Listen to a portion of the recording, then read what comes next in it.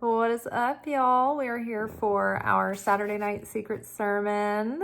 This is our Secret Teachings of Jesus segment that we do weekly on Saturday nights around midnight. And we are delving into the Gnostic Gospels. The whole studying late thing, it was taught to me from my Kabbalah teachers. And I knew it must have come from the Zohar somewhere, but I actually ran into it the other day when I was reading the prologue in the Tikkune Zohar. And I was like, oh, maybe I can read this to you guys so you'll know what I'm referencing. But it is very beneficial to read the scriptures, holy things at night, because it puts protection on you during the daytime. When we are studying in the late night hours, we have to practice restriction and overcome our inclination of the flesh to want to stay in our comfort zone and not study, right? Even, a lot of the sages would go to sleep early and they would wake up at midnight and they would study for a couple of hours in the middle of the night and go to bed.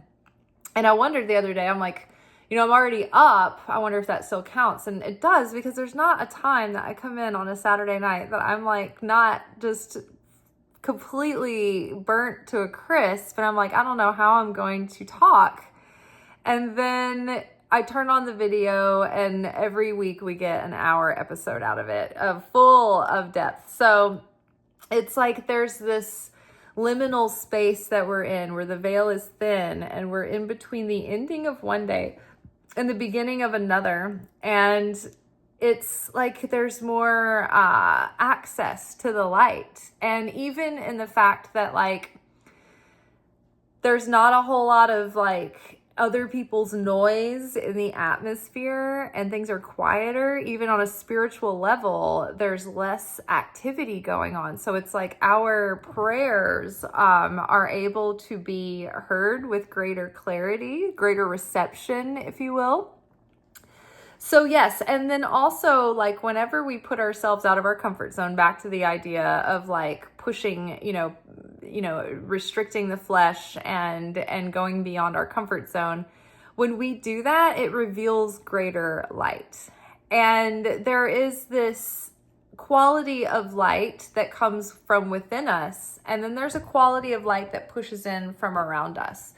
And all of the light is attached to our soul. It kind of belongs to our soul, but the inner light that we have is the light that has already been revealed through our transformation, through our awakening, through our illumination and enlightenment, and through our acts of kindness and goodness and charity and sharing. But the light that is surrounding us from the outside, it puts pressure on us. And that usually, is the thing that creates situations that we perceive as challenges, because it wants to awaken the light within us. It wants to be united with that light within us. So when we study at night and we study in the midnight hours, what we study, if we don't embody what we study, then it becomes this displaced energy that's not grounded in anything, right? And so it becomes chaos. It's like when you have a wire that's not grounded, and then it's exposed to water, and it's just throwing off arcs of electricity, and it's dangerous, right? So when we are taking in spiritual wisdom, then that means that we've learned something and we know better. And if we don't start embodying that, then it becomes even greater pressure of that light coming from the outside that creates challenges, and it creates an atmosphere that will evolve us, right? As species, what we've learned in science, from the science, is that as any species does not evolve unless it has to rise to the occasion because of the pressure it's put under. And that's true for our soul as well. So when you are studying at night, there are a couple of things happening, but you're practicing that restriction and you're being proactive. You're proactively putting yourself in pressure and discomfort. And I don't know, that the time of like night when you're studying it, like it protects you from outside negative sources that come at night, because light in the physical light in the daytime is related to the metaphysical light, and the darkness that we experience at night is related to metaphysical darkness. So you're like protecting yourself, you're like illuminating the darkness, which protects you from like judgment that you can take on at night, or from like, say, reading deep wisdom and not necessarily, quickly transforming and embodying that. It gives you like a grace period, like a cushion. So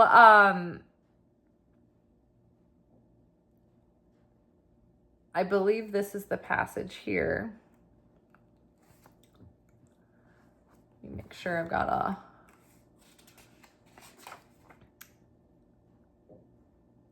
okay. So the masters of Torah are from the side of the central column, meaning the Sfirat or Sephirah of Tiferet, which is the central column, that through it, with the illumination of the central column, which is the Torah.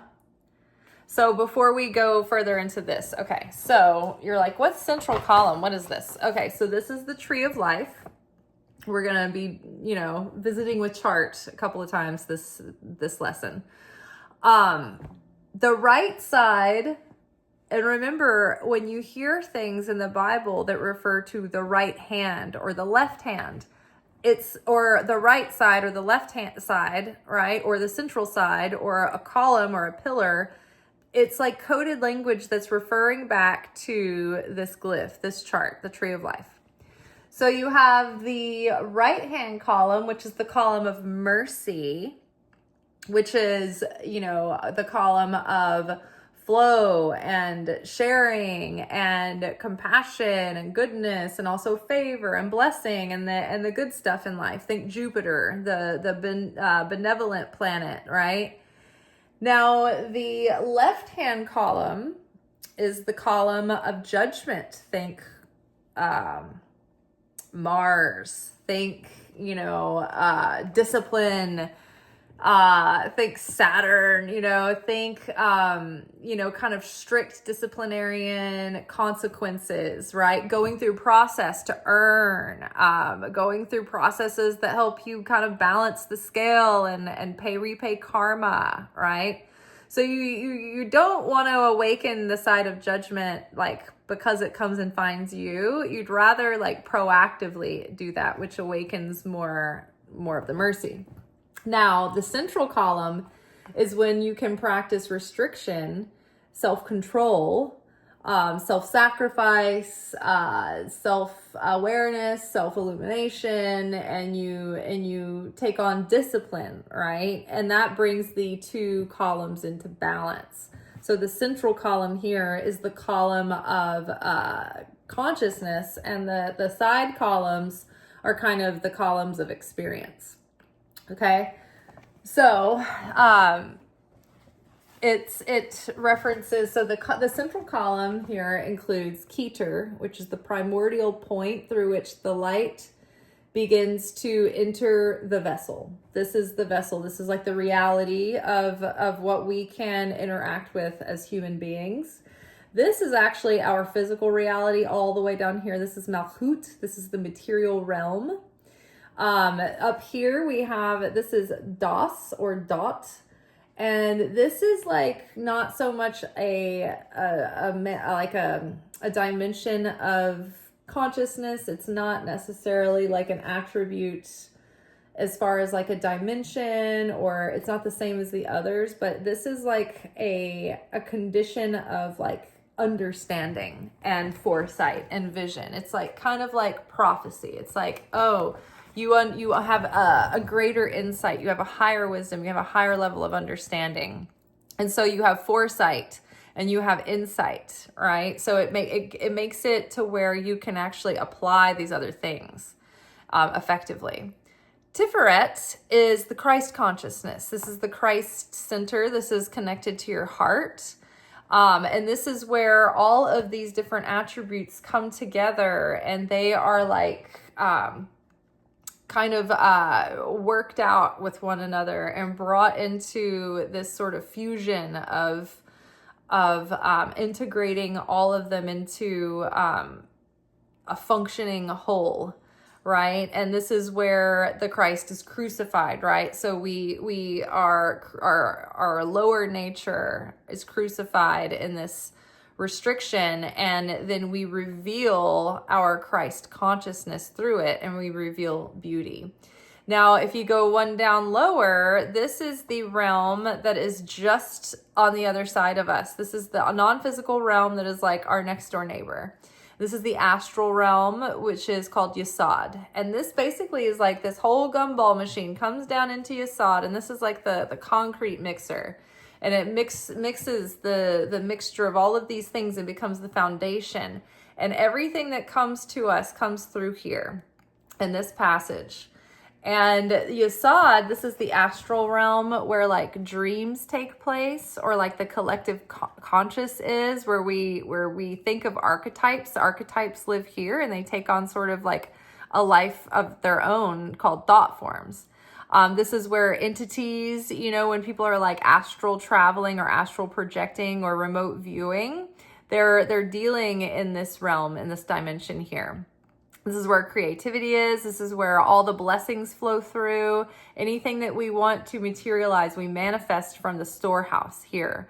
This is where Joseph, the keeper of the storehouse of Egypt, is the patriarch that is the chariot of this dimension.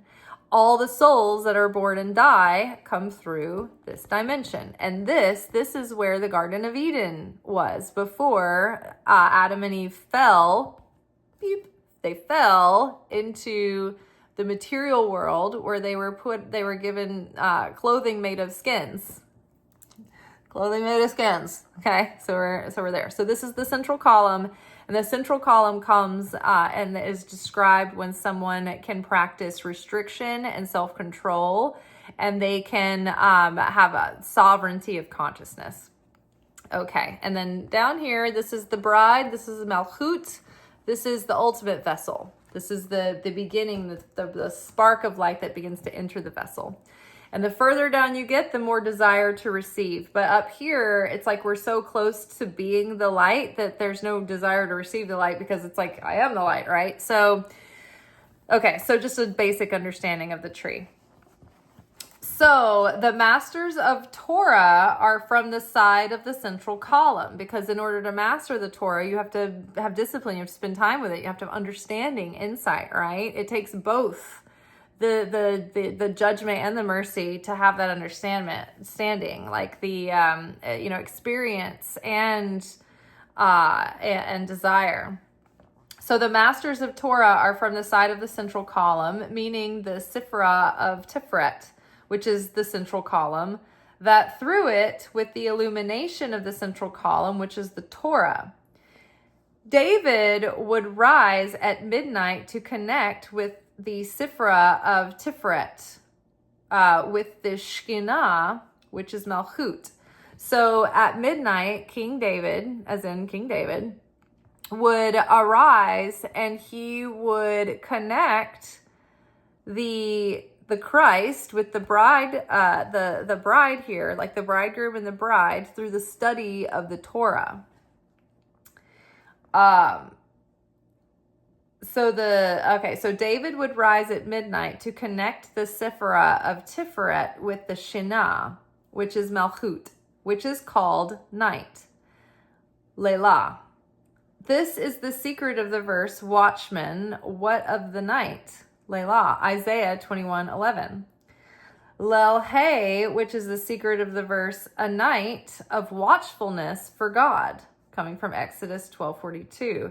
And about this it is said, whoever studies the Torah at night, the Holy One, blessed be he, draws to him a string of mercy, right column, or sorry, this side.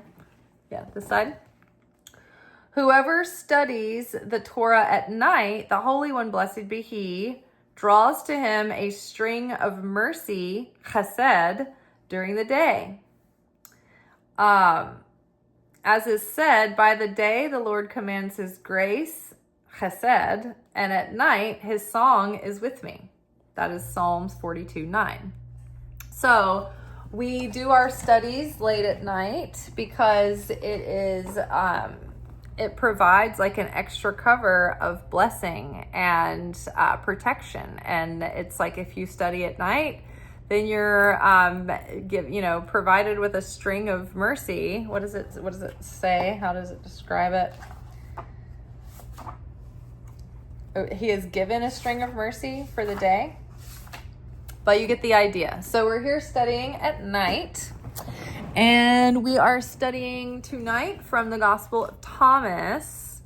We're going to be skimming over 12, saying 12 briefly, but we're going to go on to saying 13, and then I might circle back to 12 next week. It needs a little bit more research for me to look into it.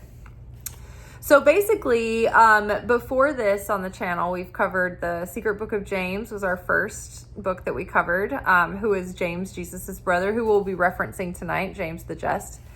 And then we moved on to the Gospel of Philip, where we took so James the Just, the Secret Book of James is like kind of like a scene playing out with people talking to one another, whereas the Gospel of Philip is like this book of numerous like paragraphs, and they're like these cryptic portions of text that are things that Jesus would say that were very esoteric and far out there, and it would be like something that you would meditate on.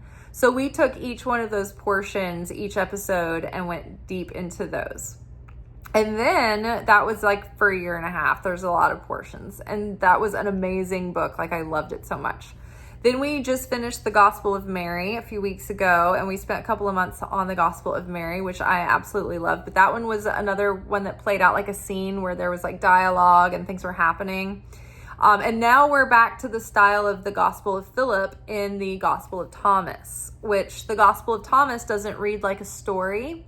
It's exclusively focused on Jesus's teachings, and it's broken into like his sayings that he would say.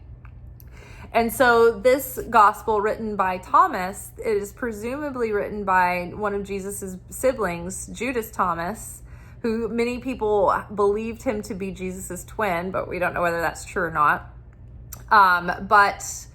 So that's just a little bit of context about like who wrote the book, or who was believed to have written the book, who it's understood wrote the book, and then what basically is the context. So this book does not center around the idea of Jesus's divinity or the miracles that he did, or basically like the story of like their ministry.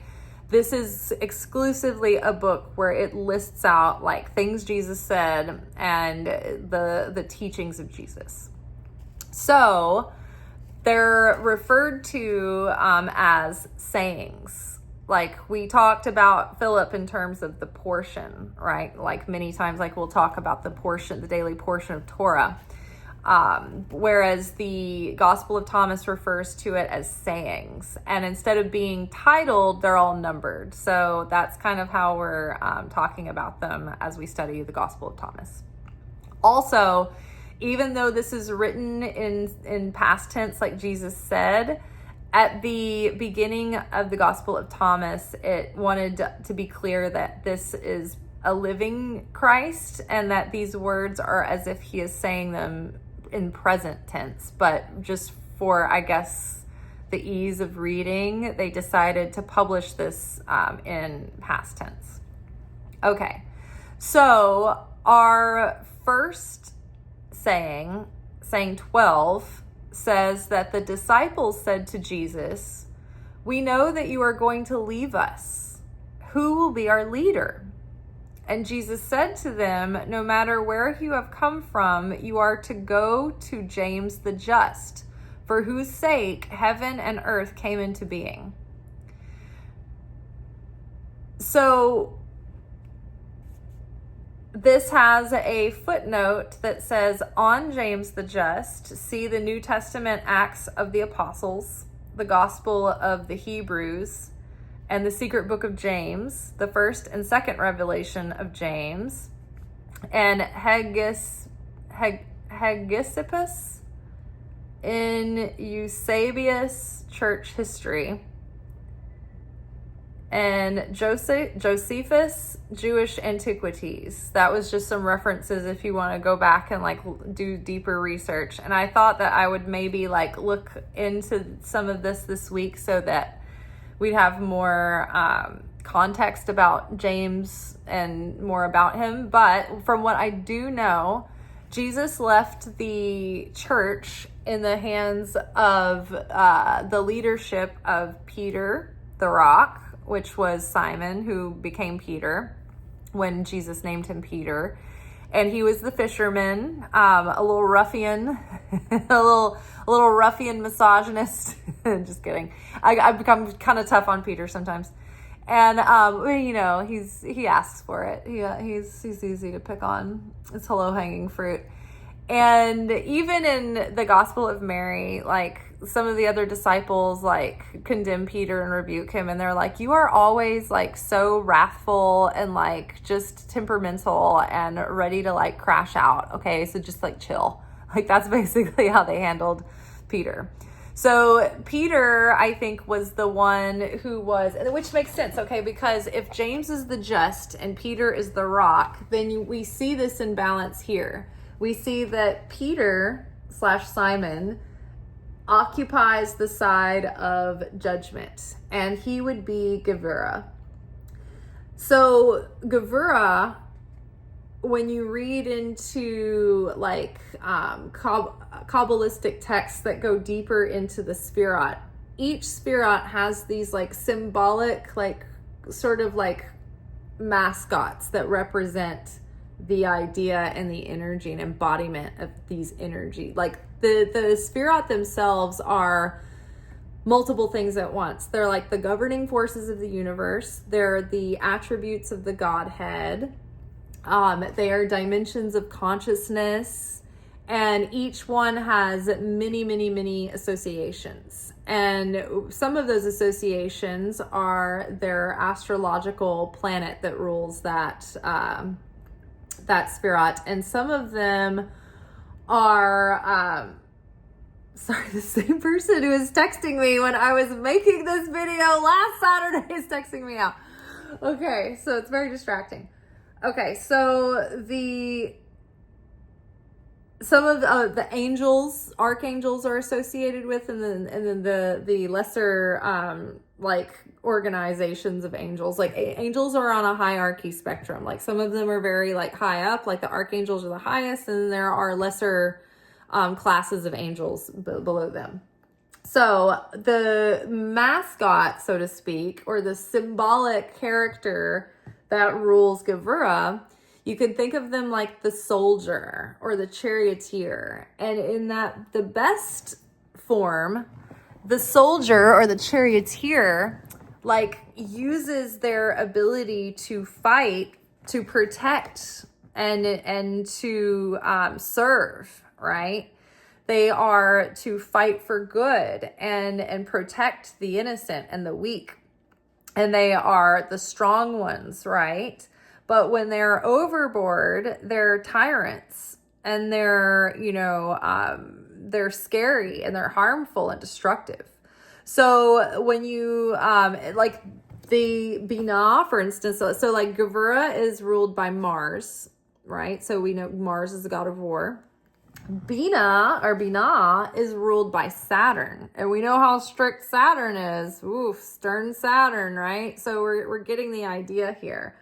Hod is ruled by Mercury, which is more of a ideas up in the head based kind of like analytical ruler, whereas across from Mercury is Netzach, which is ruled by Venus, which is all about creativity and symphony. So whereas this is inspiration, this would be the mathematics of the, this might be the inspiration of the hearing the music in your mind, but the Had would be the ability to calculate the notes and to write the sheet music and to have it mathematically sound and have that perfection there, right? So where this is like the liberal arts, these are the sciences.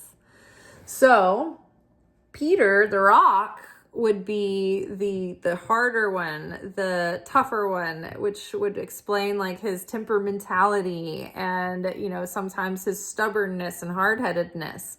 But that plays a role. It serves its purpose when it's brought into restriction, central column, right? Give it what he's over here having a crash out. He needs more of that just James the Just.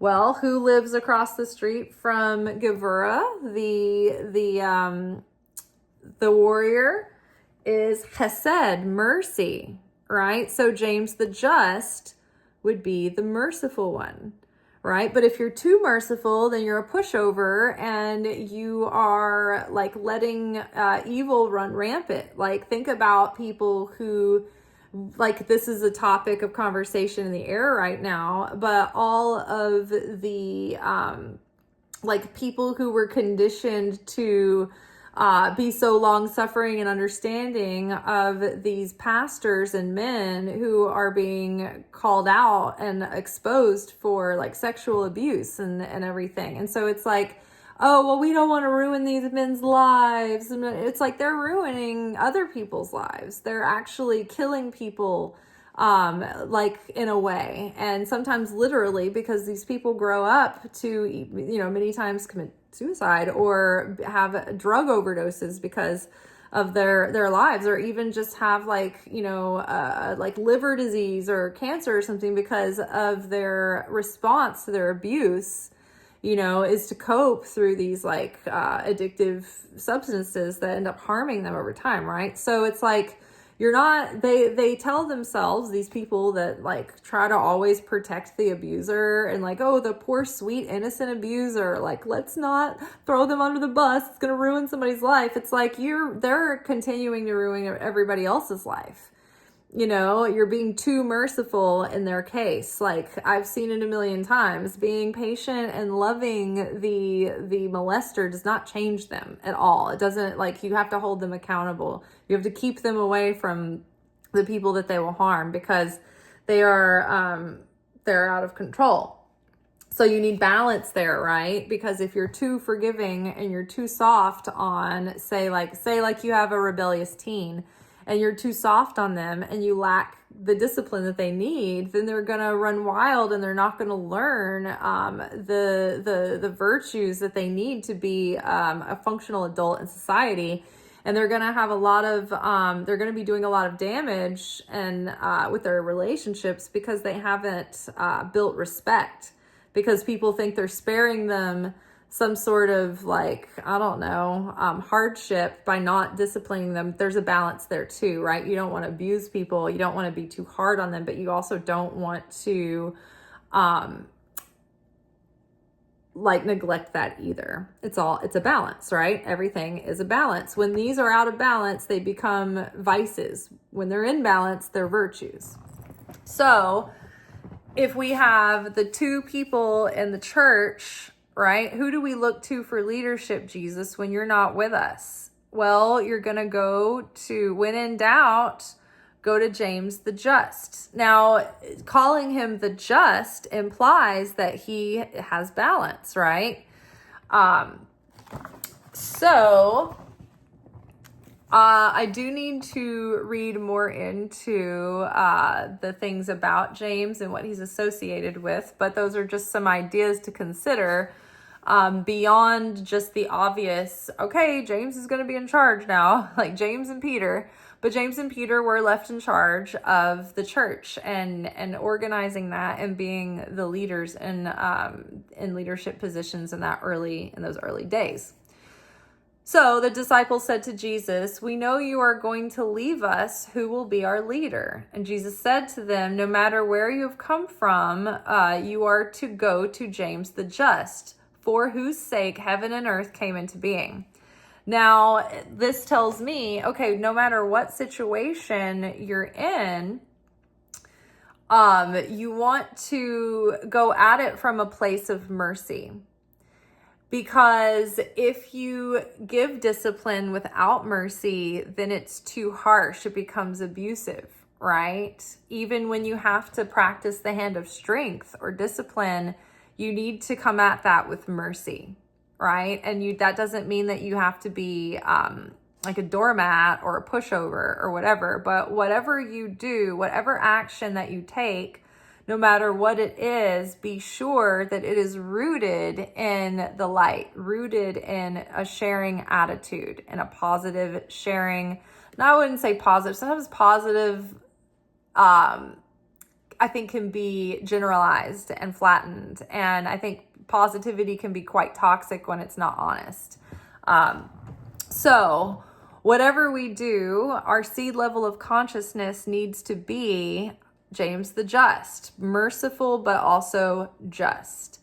And if we're coming from a loving place, the seed level of our consciousness is going to flavor whatever is in the action that we take. So the vibes are going to be in that. And even if we do a nice action, but our consciousness wasn't quite there, there's going to be something off in the action, though the receiver is going to feel it. And then the cosmic scales are going to know it, right? And also too, and one more thing, our little chart is it's under wear and tear. I need to either laminate it or I need to reinforce it with some tape.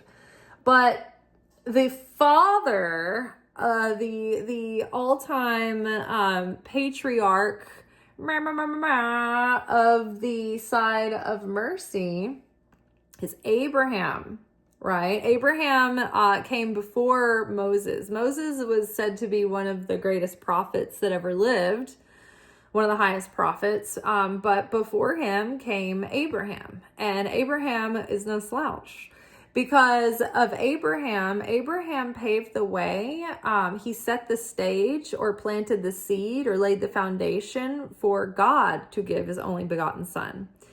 When we learn about Abraham, we learn that Abraham was always hospitable and sharing.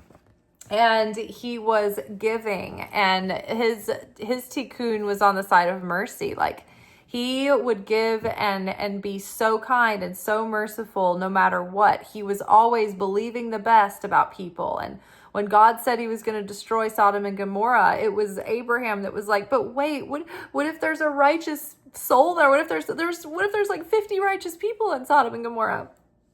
I can't remember what the first number was. And God was like, come on, 50 people, 50 righteous people in Sodom and Gomorrah. It might have been 100, whatever.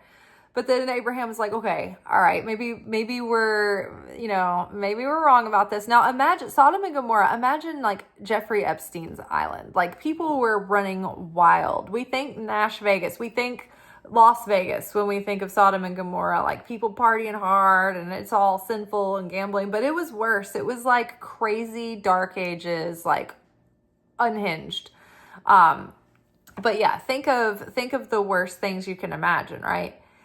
And so Abraham was like, you can't destroy the city. Like, what if there are righteous people living there? And so God was like, let's recalculate how many people we think are worth saving in that city. And then he's like, well, what if there's like 30 people? And God was like, I think that's still an overestimate. I think you're being really generous here. And he was like, okay, well, what about 10? And he's like, girl, I don't even think there's 10 people worth saving there. And I made them. And so then he's like, well, what about my nephew? My nephew's there, and he is a God-fearing person. And even though when you think about it, like, Lot was questionable with some of the stuff that went down in that moment, but nevertheless, Abraham was like, you've got to save Lot. You've got to save Lot and his family. He's my son. He's my nephew. He's not his son. He's my nephew. I care about him. I love him. Like, he's under my, he's under my, I don't know, wing of protection. He's in my bosom. Please protect Lot. And so he pleaded for Lot, and Lot was spared, but barely. and Lot's kids were spared, and Lot's wife would have been spared, but she turned back and it was turned into a pillar of salt, even though she was warned, don't look back, just keep going. That's a whole nother story, right? There's many layers that we can get into of what that story is really about, but not for today. So another instance is after Abraham, when Abraham left his father's house and he went out on a limb of faith and followed God's requests and commands, after a bit, God was like, Abraham, you're a real one. I want a covenant with you, but you have to circumcise yourself as part of the covenant. It's part of your sacrifice in this covenant. It's a blood sacrifice. But if you do, I will bless you and you will be, rewarded and safe, and I will give you land and people. And he told him about how to look at the sun, the sky, and know that the signs are coming from the stars. So Abraham actually is the father of astrology, and he wrote this collection of writings called the Sefer Yetzirah that talks about the formation of the universe and all that, and it covers like tikkun of each astrological sign. So when pious Christians are like, I don't like all that astrology, it's like, well, who was the father of astrology? It was Abraham, the patriarch. So there is actually kosher astrology versus, commercial, exploitive astrology.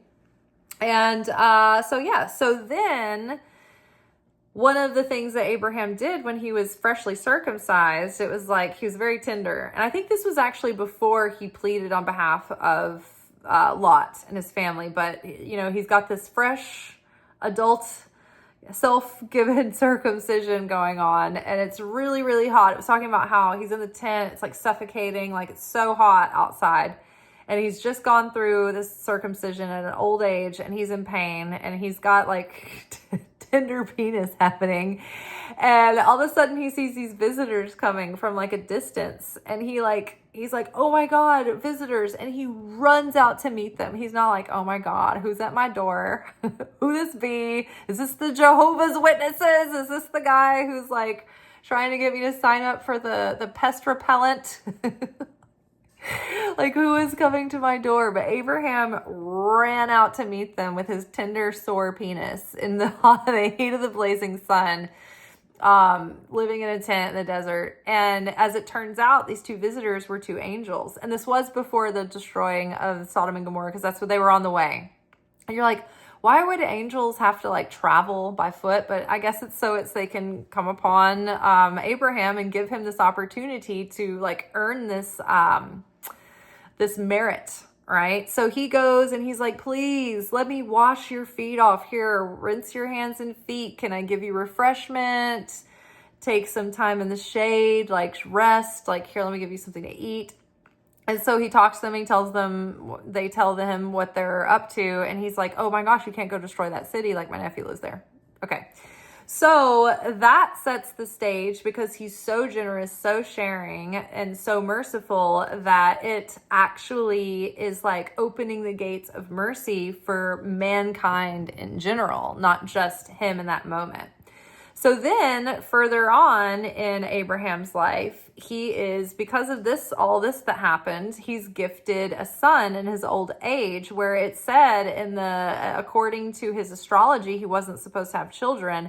But because he was giving and sharing, and he rose above his destiny, he rose above his tikkun. That's the thing. We can rise above our natal chart, but we have to merit that through our evolution, our becoming, our transformation, our becoming a vessel of receiving for the sake of sharing, not receiving for the self alone. So the more, we become like Abraham, and the more we perfect the vessel, the more we merit to receive.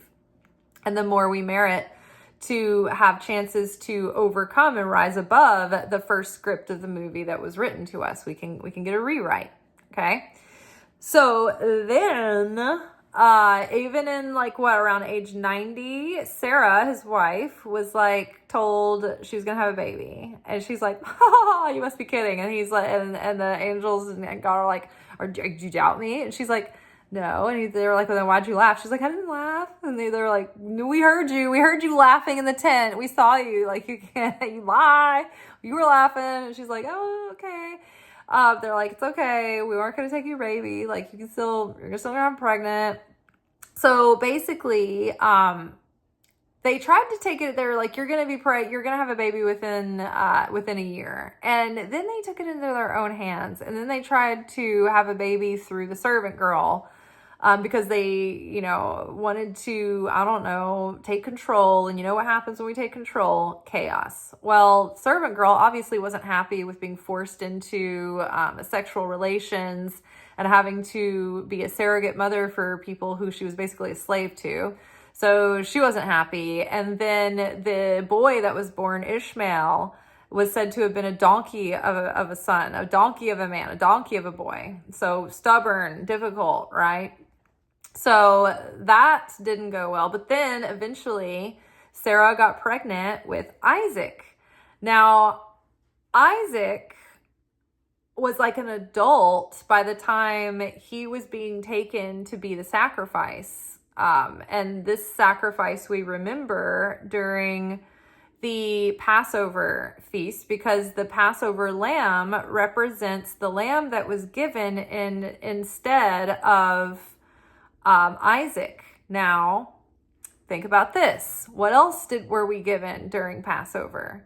The sacrificial lamb of Jesus. Jesus was crucified during Passover. The Seder happened, he was arrested, and then on Friday, the next day, Good Friday, he was died on the cross, and then he rose from the dead. Passover's a week, so this all happened during Passover.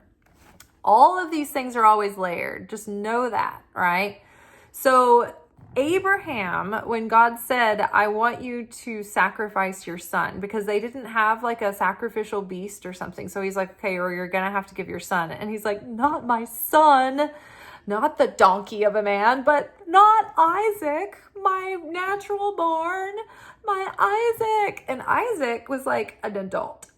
And because Abraham was willing to give Isaac to God, that also set the foundation and the stage for God to give his son for us.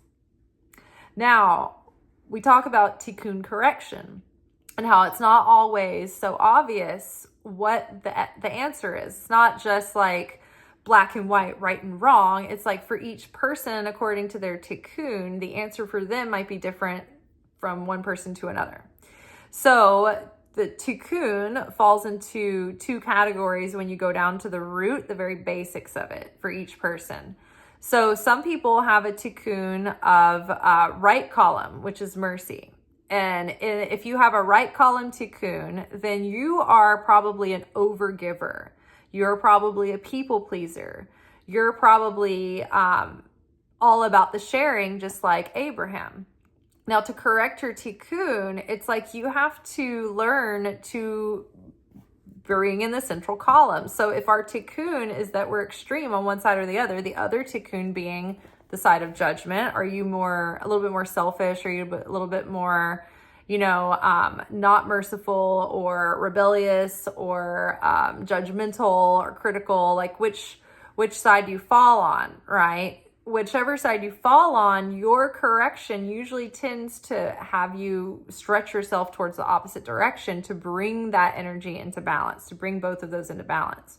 So Abraham, being the tikkun of mercy, would never take a violent action toward anyone. And he was giving and compassionate and gentle and a loving spirit by nature.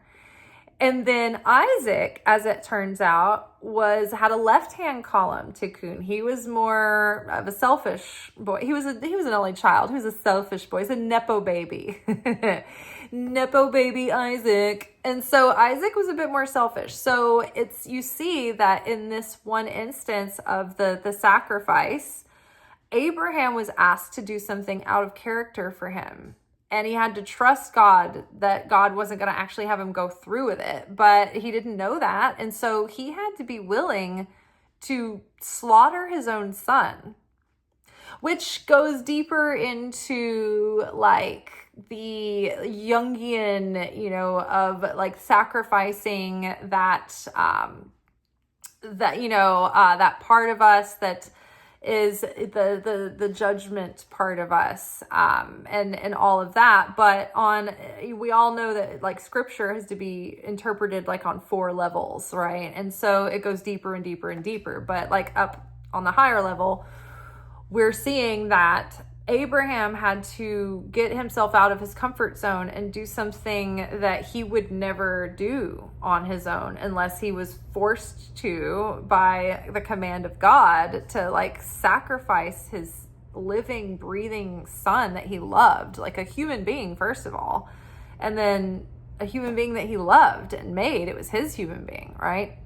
Now, on the other side, Isaac went willingly. He was an adult. He wasn't captured. He actually knew what was happening. And, you know, we always see this story depicted where like, it's like a little boy and he's like, Dad, why am I carrying all these sticks? Which is like so fucked up that you make him carry his own wood to be sacrificed on. But again, who else did that? Jesus carrying his own cross. And those things were huge and they were heavy, and that was that wooden cross. So Isaac had to lay down his life willingly because he was more of a prone to be like the taker, receiver, right? So more selfish tikkun. So do you guys see how you have to stretch yourself, outside of your nature, to correct that tikkun, because it's all about bringing those qualities into balance. Okay, so why do we go into this onto this bird walk here? Because no matter where you have come from, you are to go to James the Just, for whose sake heaven and earth came into being. So for whose sake came into heaven, the earth and heaven came into being. Again, that references chesed, mercy, kindness. We are here for the sake of sharing. God so loved the world that he gave his only begotten son. Abraham gave his only begotten son. And so if James the Just is representing that central column, that's what it's been all about from the beginning. Or sorry, if James the Just is representing that right-hand column, right? Again, that is why the world came into being, to share. Because God, when God was just up here by God's self and there was no other, the reason why the earth or the reality was ever formed, anything outside of God, including the upper realms and the other dimensions and worlds and all the other beings, all of those came into being because the light wanted something to share with, someone to share with. The light wanted a vessel to give to. It was all about sharing from the very instant. Otherwise, we'd just be in the endless and we'd all be one thing. But God was restless and wanted to share, right? And then what happened? The vessel that God created to share too was like, well, I want to share too. And so then that became the whole process, because the vessel was like, oh, you're just giving, you're giving, you're giving. It's like over giving. I can't even take it how much you're giving. I want to share too. I want to be like you. And so then that had to overspill, and that became like this veil was drawn called Zimzum, which is resistance, right? We restrict.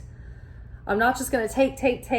I want to earn, so that there's not bread of shame, self-loathing, and chaos. I don't want all this, it's getting out of control. I want to earn, and I want to be like you. I want to give. I want to share too. So just a little bit of like, there are, you could go on for years on these topics, but this is just general, like, okay, I've got a little bit of a basic understanding of these things. All right. So I notice we're getting into the 49th minute. So maybe we won't go into saying 13 tonight. Maybe we'll just keep it at saying 12. So the disciples said to Jesus, we know that you're going to leave us. Who will be our leader? And Jesus said to them, no matter where you have come from, you are to go to James the just, for whose sake heaven and earth came into being. And if you want to know more about James the Just, they reference on James the Just again. See the New Testament Acts of the Apostles, Gospel of the Hebrews, the Secret Book of James, the First and Second Revelation of James, Hegesippus in Eusebius Church History, and Josephus Jewish Antiquities. Okay. Well, I think that's a pretty good lesson tonight. We talked about right column and left column and central column. We talked about right column tikkun of mercy versus left-hand column of judgment. And we talked about the intercorrelation and the foundation being laid for the coming of Jesus through Abraham's willingness to sacrifice his only begotten son, Isaac, who had to carry his own wood to the slaughtering table, right? Everything in the Bible is foreshadowing the coming of Jesus while simultaneously remembering the Exodus. And if it's before the Exodus, it's like, okay, everything in the Bible is usually referencing the coming of Jesus, the Christ, the Messiah. It's remembering the Exodus when we were freed from the oppressor, the adversary, and that continuation of always having to continue to free ourselves from the adversary. And the other thing that usually is always coming up is the garden, the fall, or Adam, like where that falls into place and how that's related.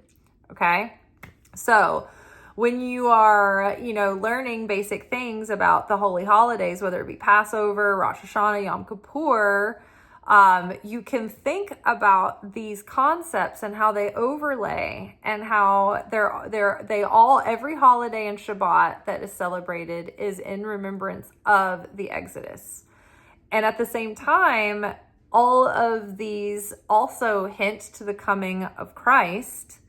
And during the process of these, it's like we are always trying to go back and correct our tikkun, going all the way back to the time of Adam, from the original fall, the original sin of Adam. Because at that point, we were all a collective soul, like the grunge band.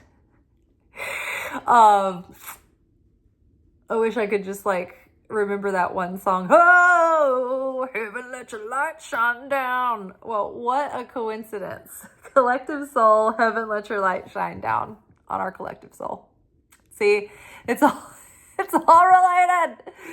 So yes, so we're always correcting that original tikkun because we all came from the same source soul and we've split off from there. All right. So let's read that saying one more time. This is the Gospel of Thomas, saying 12. The disciples said to Jesus, "We know that you're going to leave us. Who will be our leader?" And Jesus said to them, "No matter where you have come from, you are to go to James the Just, for whose sake heaven and earth came into being." All right, Yens, that's all for tonight. We will be back together tomorrow for our weekly energy oracle forecast, where we will be getting our sort of weekly spiritual weather report and the conditions that we will be living and moving and having our being in. And then on Monday nights, we get our anchor message for the week, which is basically our soul assignment. That is the kind of specific spiritual assignment that we are working with this week, this coming week within the conditions that we're in. On Tuesdays, we do our manifestation message. Wednesdays is the alchemy message, where we unpack how we're approaching the work as it pertains to the lesson of the week, our assignments for the week. Thursday is our weekly love and romance reading, where we do our inner kind of reflection about where we're at as far as our interrelationships. And then Friday usually is our reflection message, where it pretty much sums up all the things that we've been working through throughout the week, right? So then we have Saturday night secret sermon, and that is our weekly content calendar. Now, I make these videos at night, usually after work. If I can, I make them earlier in the day. But if you want to have an earlier like exposure to these ideas and messages, then when they come out first is on Instagram. I do a photograph of our spread and a post that I write. And that is for our anchor message, our alchemy message, and the reflection message. It doesn't apply to the manifestation message or the romance message. But those usually are, I usually get those posted midday on those days. And so if you want to follow me there to have that kind of head start to think about things while you're living and moving through the week, then you can follow me at Liz_Taylor_Magick. All right.